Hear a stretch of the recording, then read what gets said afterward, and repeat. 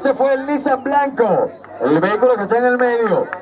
Ahora vamos con el público. Solamente las personas que apoyan a este vehículo para los 2 puntos van a levantar la mano y van a decir sí. ¿Le dan los 2 puntos?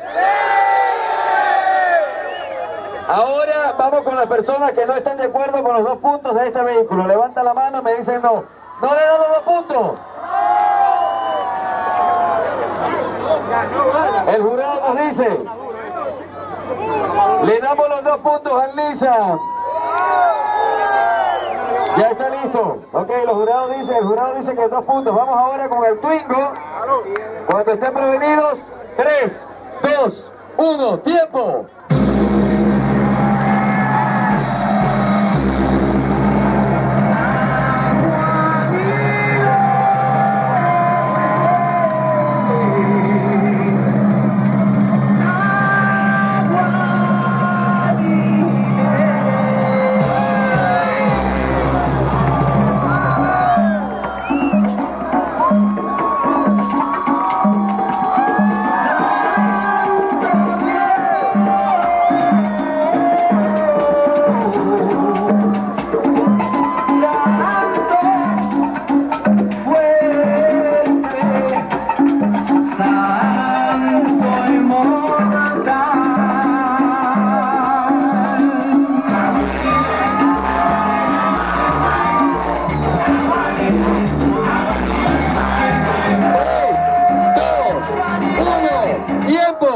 Los amigos del Twingo de la zona Car Audio de acá, de Maturín.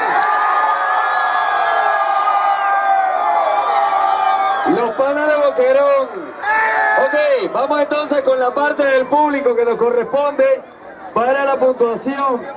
Los que estén de acuerdo en darle los 2 puntos a este Twingo, que digan sí o no.